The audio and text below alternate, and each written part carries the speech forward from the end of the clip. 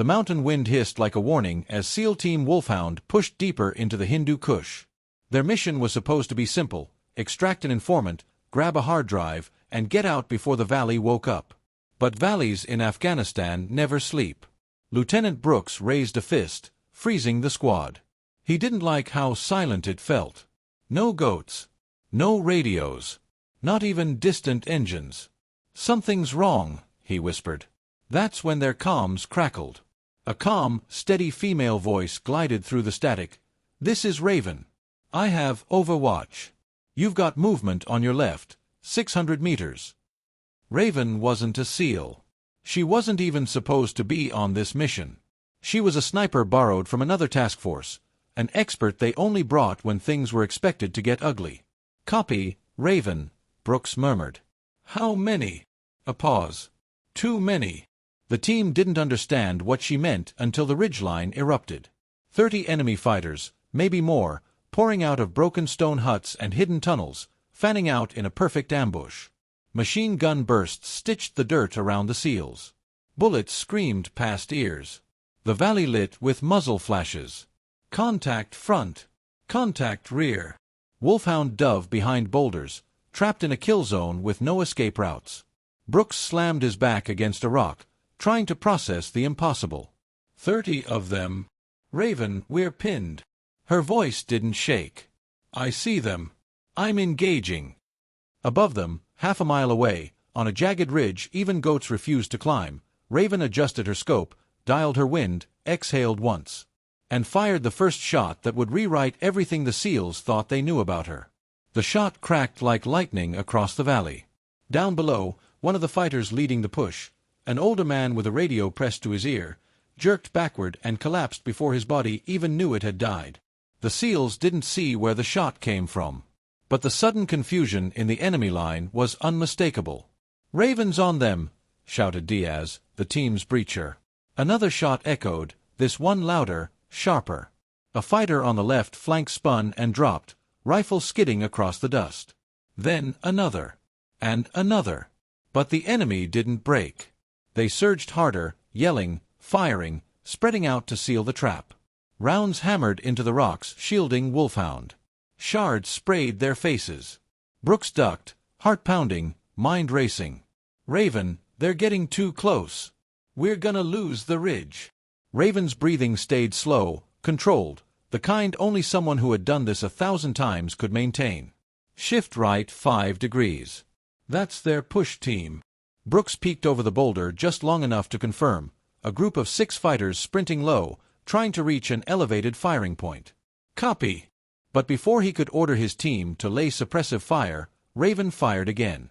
The closest fighter dropped mid-stride. Another bullet cracked. The second man folded onto the rocks. 3 more shots followed, each spaced half a heartbeat apart. By the time Brooks blinked, the entire push team had been erased. Diaz stared upward like he was witnessing something supernatural. "Bro, how fast is she shooting?" Their comms filled with Raven's steady voice. "They're probing your left for a breach. 4 shooters. Taking them now." Crack, crack, crack, crack. 4 shots. 4 bodies. The valley momentarily fell quiet, not because the battle was over, but because the enemy now realized someone above them was carving through their ranks like a scalpel. And they didn't know where she was. Brooks pressed 2 fingers to his earpiece. "Raven, what's your distance?" 840 meters. Diaz choked. "Okay, that's insane." But the enemy wasn't retreating. More fighters poured from behind the collapsed mud compound, pushing numbers back toward 30. Machine guns opened from 3 angles. Rounds rained down on the SEALs so thick that their rock cover trembled. "We're getting pinned again," yelled Knox, the team's youngest operator. Raven's voice cut through the chaos. "I'm repositioning. You've got 90 seconds. Hold. Hold." 90 seconds felt like 90 years when trapped in a valley outnumbered 6-1. Brooks signaled his team, "Smoke out. Create a screen." Diaz tossed a canister. White smoke poured upward, but enemy fire tore through it immediately. Knox winced as a bullet grazed his vest. He hit the ground hard. "I'm good. Just winded." Brooks dragged him behind a better rock. "Stay low." The enemy kept advancing. They were close enough now that the team could hear their shouted orders bouncing off the mountains. Raven hadn't fired in 25 seconds. 30. 40. Where was she? What was she doing? Then her voice returned, softer, lower, almost intimate. "New perch. Clear line of sight. Engaging." Her first shot from the new position ripped through the valley like thunder. From that moment, the enemy assault began to unravel. One by one. Exactly as the SEALs had been promised. Exactly as her legend claimed. Raven was about to show them what a real sniper could do. Raven's new firing angle changed everything. Her bullets tore into the valley from a direction the enemy had not anticipated. Higher, steeper, impossible to trace. Fighters who had been closing in confidently now spun in panic, shouting into radios, pointing wildly at the ridgelines. But they pointed the wrong way. Crack. A machine gunner dropped, his PKM clattering down the rocks. Crack. His assistant gunner pitched sideways, eliminating the heavy weapon threat instantly. Brooks peeked out from behind cover as the relentless stream of suppressive fire suddenly vanished. Holy, she took out the PKM team. Diaz spat dust, shaking his head. "I'm starting to think she's not human." The enemy, realizing they were being dissected, split into two teams, some pushing lower into the dry streambed, others climbing higher, hoping to flank the SEALs. "Raven, they're spreading out." "Let them," she answered. Her tone didn't rise. Didn't rush. It was like she was calling targets on a calm shooting range. 3 fighters attempted to leap across a boulder gap. 3 shots answered. They collapsed in sequence like falling dominoes. Brooks counted under his breath. "That's 15 down already." 16, Knox corrected, though still gasping for breath. One of them stood back up. She put him down again. The remaining fighters finally dropped behind whatever cover they could find. Low walls, vehicles, broken pillars, afraid to even expose an elbow. Raven took her time now. Crack. A helmet peaked too high. Gone. Crack. A shoulder leaned out. Gone. Crack. Someone sprinted for a better angle. Gone before his foot hit the ground. She wasn't just shooting to kill. She was shooting to terrorize.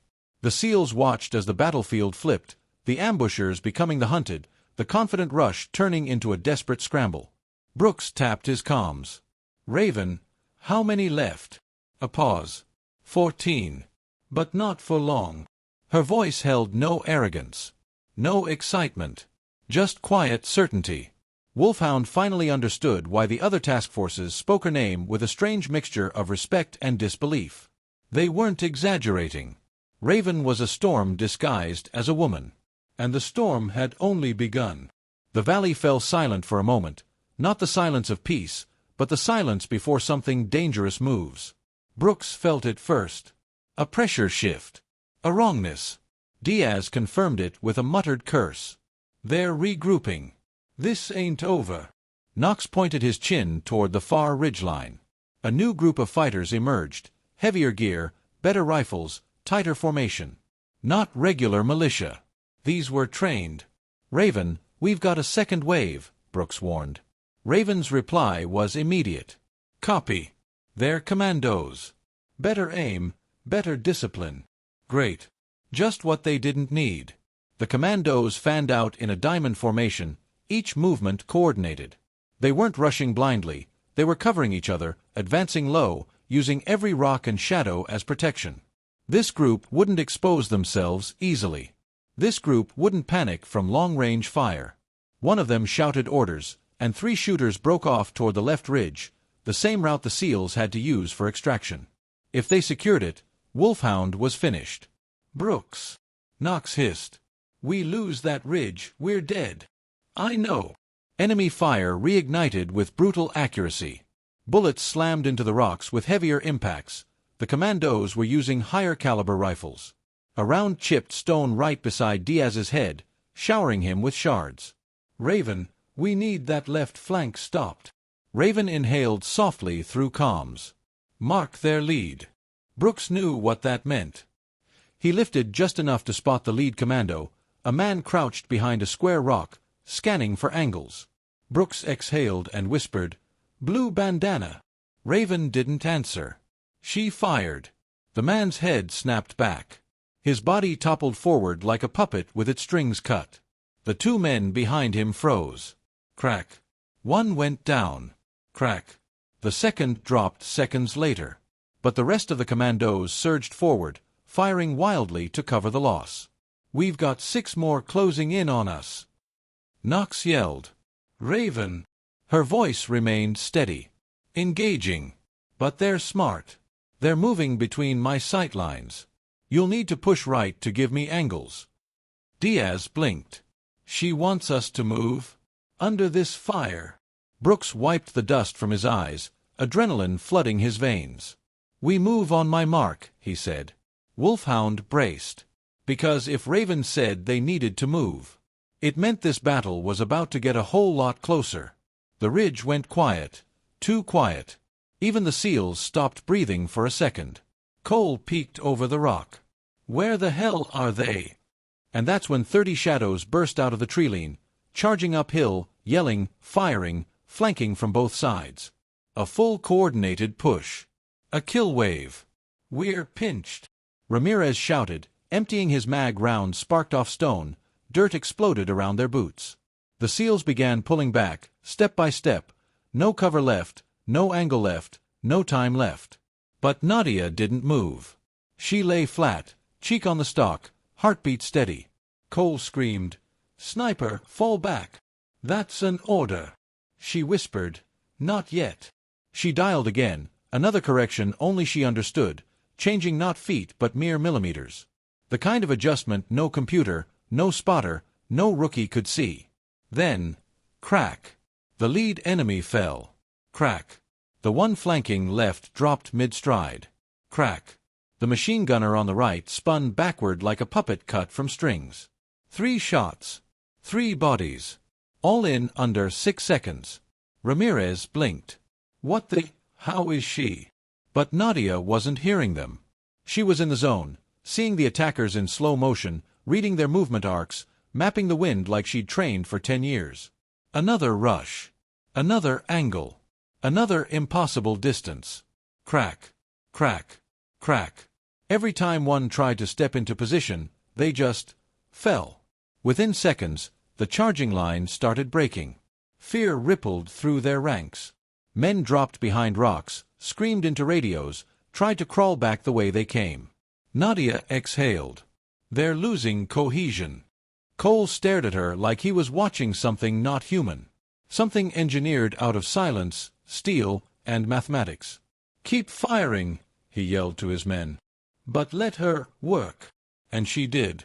30 enemies had come to swallow the seals whole. Now only 7 were still moving, and they were running. Nadia chambered another round. "For 30. I'll give them 30 answers." Crack. 24. Crack. 25. The ridge stopped echoing. Smoke drifted. Silence returned. Cole lowered his rifle, voice almost a whisper. "What are you?" She sat up, brushing dirt from her sleeves, eyes calm. "A sniper," she said. "But you can call me Nadia. And next time, tell your team not to panic when the wind starts talking." Raven, perched on the jagged ridge, scanned the battlefield. The dust and smoke swirled around shattered walls, mixing with the scent of cordite and blood. Her Barrett M107 rested against her shoulder, 50 caliber, 28 pounds of pure force, 10 rounds loaded, each one a potential lifesaver. Elevation, 27 minutes of angle. Wind, 9 miles per hour, right to left. Temperature, 62 degrees Fahrenheit. Pressure, 29.8 in Hg, she muttered, calculating instinctively. Her hands were steady, muscles trained for this exact moment. The remaining enemies, 15 now, were regrouping around 3 RPG teams and 2 machine gun nests. If they fired, Wolfhound would be annihilated. First target, RPG gunner. Range 1,387 meters. Fire. Down. Assistant follows. Fire. Down. Second RPG team. Same precision. Both operators eliminated. Third RPG. launcher itself. She fired. The weapon erupted, sending shrapnel across the compound, killing 2 more. The machine gun nest to the north opened up, barrel spinning. Raven waited, noting the barrel change. Crack. Gunner and assistant both down. Second MG, spotted muzzle flash. Calculated lead. 6 inches right, headshot. 12 kills. 12 in 6 minutes. Enemy commander now visible. Sergei Volkov, 48, ex-Spetsnaz, scarred face in a Y-shape, notorious for 43 confirmed kills. A trapster using captured CIA officers as bait. Raven made a decision. Keep him alive. He was the key to controlling the remaining enemy forces. Mortar fire forced her to abandon her hide. She moved 50 meters, calculated again, M110 suppressed rifle in hand. 12-man kill team advanced to hunt her. Each shot precise, each movement deliberate. She dropped leader first at 200 meters. Advanced, shot, moved, rolled, smoke grenade at 100 meters, killed 2 more. 3 hunters raised weapons. Time slowed. 3 shots. 3 kills. Last hunter ran downhill 50 meters, leading him by 2 body lengths, dead. Raven counted. 12 hunters eliminated in 8 minutes.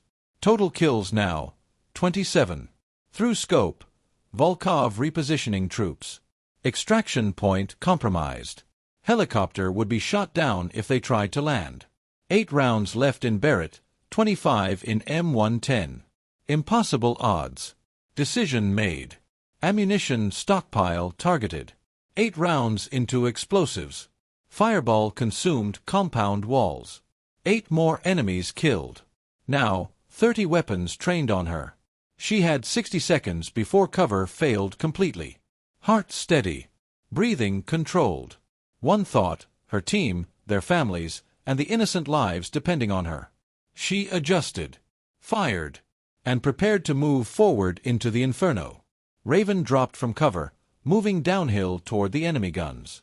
The firestorm closed in, 30 rifles, 3 RPGs, and 2 machine guns tracking her. She had Barrett M107, 3 rounds remaining.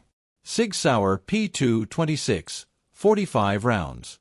K-bar knife, 7 inches of steel inherited from her father. Close. Faster. Deadly. She breached the burning compound. Muzzle flashes lit the room. Pistol out. 10 enemies dropped in rapid succession. Smoke, fire, and screaming filled the air. Then, face to face. Sergei Volkov, scarred, steel-eyed, ex-Spetsnaz. Both fired simultaneously. Her Barrett round pinged off his armor. His burst went wide. He lunged. Hand to hand. Shoulder dislocated, ribs broken, blood dripping. Knife drawn. Her father's K-bar in hand, Raven countered. Stab, parry, stab again. He faltered, a grunt escaping his lips. Finally, Barrett at 14 feet. 1 round to the head. Volkov went down. Raven staggered, bleeding, exhausted, every muscle screaming. She counted 31 confirmed kills. Through smoke and chaos, Wolfhound's extraction point glimmered 400 meters away. She limped toward it, every step agony. The SEALs saw her. Shock. Relief. Brooks ran, embracing her. You thought you were gone. Raven nodded, bloodied, resolute. Not while they breathe. 3 days later, Field Hospital. Commander approached. Medal of Honor recommended. 31 confirmed kills. You saved 6 operators. Raven opened her father's footlocker. Uniform, medals, sniper log, sealed letter. You are my legacy. You are the weapon. 9 months later, at the range, 2,100-yard shot. Bullseye. Guardians don't miss. And remember, Guardians don't miss. Hit subscribe to follow the next mission.